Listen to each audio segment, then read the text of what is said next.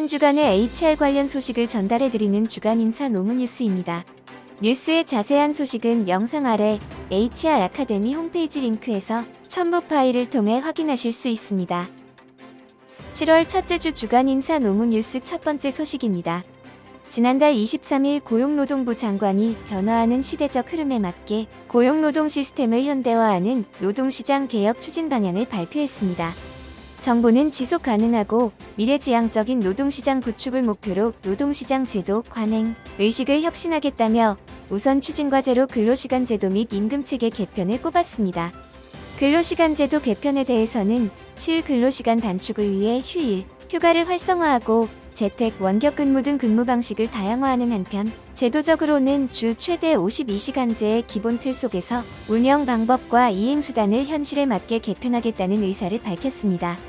구체적인 방안으로 연장 근로시간의 합리적인 총량 관리 단위 방안 검토, 근로시간 저축 계좌제 도입 방안 마련, 선택적 근로시간제의 적정 정산기간 확대 등을 제시했습니다. 아울러 앞서 말한 제도 개선 과제들이 근로자 건강권과 조화를 이룰 수 있도록 건강보호조치 방안도 함께 마련하겠다고 밝혔습니다. 임금체계 개편에 대해서는 현재 매우 과대한 연공성 임금체계는 저성장 시대, 이직이 잦은 노동시장에서 더 이상 지속 가능하지 않다고 짚었습니다. 또한 65세 이상 고령인구 비중이 2025년이면 전년도에 비해 20.5%로 늘어나 초고령화 사회로의 진입이 예상되는 상황에서 장년 근로자가 더 오래 일하기 위해서는 임금체계의 과도한 연공성을 줄여야 한다고 강조했습니다. 이에 대해 정부는 초고령화 사회를 대비하고 청년, 여성, 고령자 등 모든 국민이 상생할 수 있는 임금체계 개편 및 확산 방안을 마련하겠다고 밝혔습니다. 한국형 직무별 임금정보 시스템 구축, 개별 기업에 대한 임금체계 개편 컨설팅 확대, 고령자 계속 고용 보장을 위한 임금 피크제, 재고용 등에 대한 제도 개선 과제 검토 등을 제시했습니다. 이 밖에도 우리 노동시장은 노동법 사각지대에서 산업전환에 따른 이전직 지원, 양극화 완화 등 함께 해결해 나가야 할 현안이 산적해 있다며 노사정이 함께 모여 폭넓은 개혁 의제를 발굴하고 노사 전문가 등과 충분한 논의 과정을 거쳐 국민적 공감대를 바탕으로 중단 없는 개혁을 추진하겠다고 밝혔습니다. 두 번째 소식입니다. 민간기업의 경영성 과급도 평균 임금 산정의 기초가 되는 임금에 해당한다고 법원이 판결했습니다. 올해 1월 현대해 상화재보험 항소심 사건에 이어 경영성 과급의 평균 임금성이 또 인정된 것입니다. A사는 2006년부터 노사합의에 따라 매년 직원들에게 특별 성과급을 지급해왔습니다. 2019년 3월 말에도 재직자에 한정해 보험료와 구상금 총액, 당기순이익 목표 달성률에 비례하는 성과급을 구분해 지급했습니다.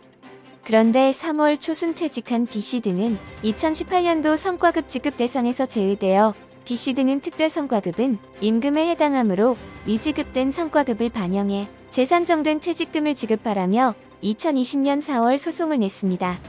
반면 사측은 특별 성과급은 경영성 과와 재무 상태를 고려해 지급한 것이라며 임금이라고 볼 수 없다고 맞섰습니다.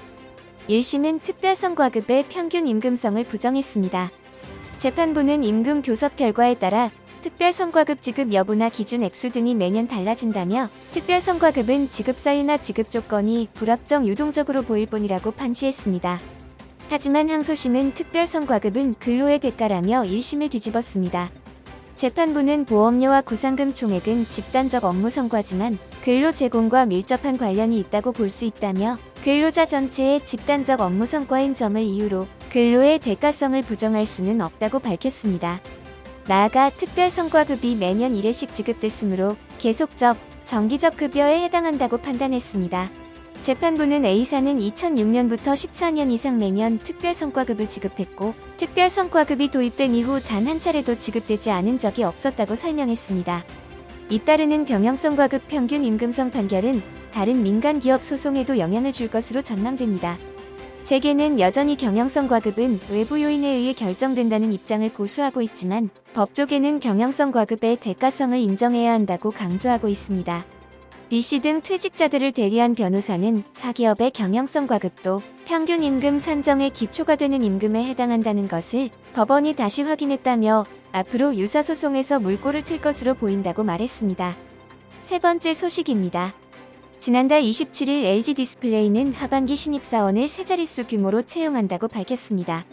모집 분야는 제조 분야의 공정개발, 공정장비, 생산 지원 분야의 구매, 생산기획 및 관리, R&D 분야의 공정 및 장비 기술 연구, 소자 개발 직군입니다. 이달 10일까지 LG그룹 채용 홈페이지를 통해 온라인으로 입사 지원서를 접수하며 서류 전형과 인적성 검사, 면접 전형을 거쳐 최종 합격자를 선발합니다. LG 디스플레이는 이번 채용에서 지원자들의 부담을 줄이기 위해 기존에 별도로 진행하던 인성 면접과 직무 면접을 통합합니다.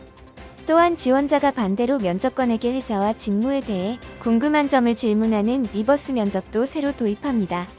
회사 관계자는 이에 대해 지원자들이 회사에 대한 이해를 높일 수 있을 뿐 아니라 지원자의 기본 역량을 확인하는 데도 도움이 될 것이라고 말했습니다. LG 디스플레이는 온라인과 오프라인으로 동시에 진행되는 채용 설명회도 진행합니다. 이달 6일 열리는 설명회에서는 회사, 채용 전형 및 직무 소개와 함께 모집 분야별 선배 사원과 지원자들이 합격 노하우에 대해 대화할 수 있는 시간이 마련됩니다. 네 번째 소식입니다. 정부가 경직된 근로시간 제도와 연공급 중심의 임금 체계에 대한 대대적인 수술에 나섭니다. 지난달 23일 고용노동부는 노동시장 개혁 추진 방향을 발표했습니다. 고용부 장관은 4차 산업혁명과 저출생, 고령화 등 거대한 변화에 따른 도전에 직면해 있지만 법제도와 불합리한 관행이 성장과 혁신을 저해하고 있다고 지적하면서 고용노동 시스템을 현대화하는 개혁을 추진해 지속 가능하고 미래지향적인 노동시장을 구축해 나가겠다고 덧붙였습니다. 같은 날 부총리 겸 기획재정부 장관도 제2차 비상경제장관회의를 주재하면서 고도화, 다변화한 경제산업 구조에 비춰볼 때 제조업 중심의 산업화 시대에 형성된 노동규범과 관행은 더 이상 우리 몸에 맞지 않는 옷과 같다고 말하며 노동시장 개혁은 미룰 수 없는 과제라고 독려했습니다. 정부의 노동시장 개혁 방안은 근로시간의 유연화와 임금체계 개편에 초점을 맞추고 있습니다. 고용부 관계자는 근로시간과 임금체계는 노동시장의 핵심 사안으로 근로조건, 노동생산성과 직결된다며 국민 삶의 질 향상과 기업의 활력 제고와 관련된 걸림돌을 제거하는 효과를 기대한다고 설명했습니다. 다만 이들 사안은 법 개정이 필요합니다. 향후 야당의 협조 정도와 노조의 반발이 관건이 될 것으로 보입니다. 또한 정부는 노동시장 개혁을 발표하면서 노사 합의와 자유를 강조했으나 전투적 노사관계를 고려할 때 누구의 힘이 강한가에 따라 근로시간이나 임금체계가 결정될 우려가 있습니다. 더욱이 근로시간이나 임금체계는 취업규칙을 변경해야 하는 사안이며 이는 노조의 동의가 반드시 필요합니다. 노조가 힘을 앞세워 취업규칙 변경을 반대하면 헛수고가 될 위험이 있는 것입니다. 한국경영자총협회는 이날 논평에서 힘의 불균형을 초래하고 있는 노사관계의 선진화를 위한 법제도 개선 내용이 포함되지 않았다며 향후 고용부는 글로벌 스탠다드에 맞춰 대체근로 허용, 부당노동행위 형사처벌 폐지, 사업장 점거 전면 금지를 서둘러 추진해야 할 것이라고 말했습니다. 고용노동부 장관은 이런 지적을 의식한 듯 7월 중으로 전문가로 구성된 미래노동시장 연구회를 출범시켜 10월까지 4개월 동안 운영하겠다며 노동시장의 실태를 조사하고 심층 면접과 국민 의견 수렴 작업을 거쳐 입법 과제와 정책 과제를 마련할 것이라고 말했습니다. 다만 법제도 개선뿐 아니라 의식과 관행의 개선이 동반돼야 할 것이라고 덧붙여 갈등을 유발하고 소모적인 논쟁만 벌이는 기존 대화협상 시스템을 경계했습니다. 다섯 번째 소식입니다. 지난 21일 전국 금속노동조합과 정의당 의원이 구조적 성차별은 있다는 주제로 토론회를 열었습니다. 여성 노동자들은 남성 중심의 금속산업장에서 일하는 고충을 털어놓았습니다. 여성 노동자가 일터에서 겪는 불이익은 구체적이었습니다. 노조 현대자동차지부 여성문화실장은 작업 편성 기준과 조립공법에 대한 맨아워를 산정할 때 모든 기본값은 남성 작업자가 된다며 어떤 협상 결과가 만들어지더라도 여성은 남성에 비해 불리한 조건에 놓이는 것이라고 지적했습니다. 또 여성 노동자 대부분은 흩어져 남성 노동자 사이에서 일하는데 부품 자재 선반의 높이, 작업 대차, 작업 공고, 컨베이어 시스템 대차 높이 등 모든 작업 조건이 여성 신체 조건에 맞춰져 있지 않다고 설명했습니다. 현대차 울산, 아산 전주 공장에서 일하는 노동자 29,214명 중 여성 노동자 비중은 단 2%입니다. 일자리 배치 전환, 교육 훈련 프로그램 등에서 젠더 관점을 반영하고 노조한 여성 대표성 실질적 강화, 성인지적 산업 안전보건 활동 등을 제시했습니다. 현재 노조한 여성 대표성을 강화하기 위해 여성할당대 의원을 선출하고 있지만 교섭은 여전히 남성 몫인 경우가 많아 갈 길이 멀어 보입니다. 전국교직원 노동조합 부위원장은 알게 모르게 성별 분업이 이뤄지고 여성은 교섭 경험이 없어서 또 교섭에 들어갈 수 없는 악순환이 반복된다며 성별 분업 체계를 타파해야 한다고 제안했습니다. 6번째 소식입니다. 지난달 24일 중소벤처기업부는 제조소기업의 경쟁력 강화를 위한 2022년 중소기업 혁신 바우처 사업 2차 지원 계획을 통합 공고한다고 밝혔습니다.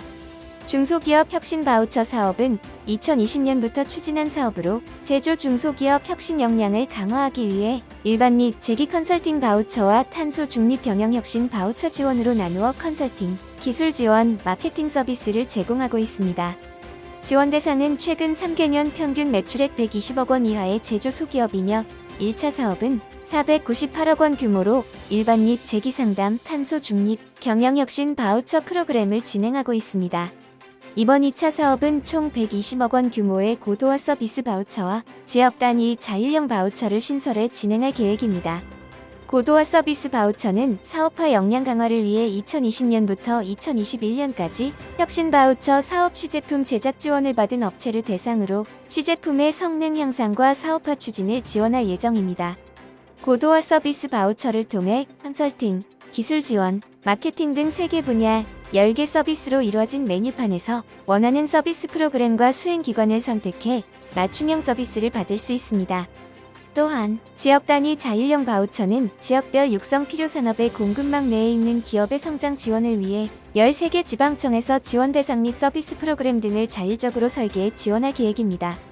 6월부터 순차적으로 13개 관할 지방 중소벤처기업청 누리집을 통해 2차 사업 공고가 진행될 계획이며 최종 선정된 기업에게 기업당 최고 5천만 원 한도에서 평균 매출의 규모에 따라 바우처 발급 금액의 50에서 90%를 차등 지원합니다.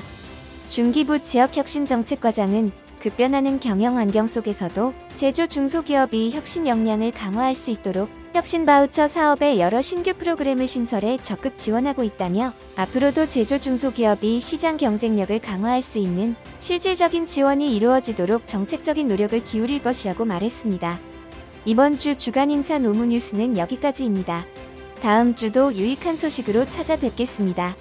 감사합니다.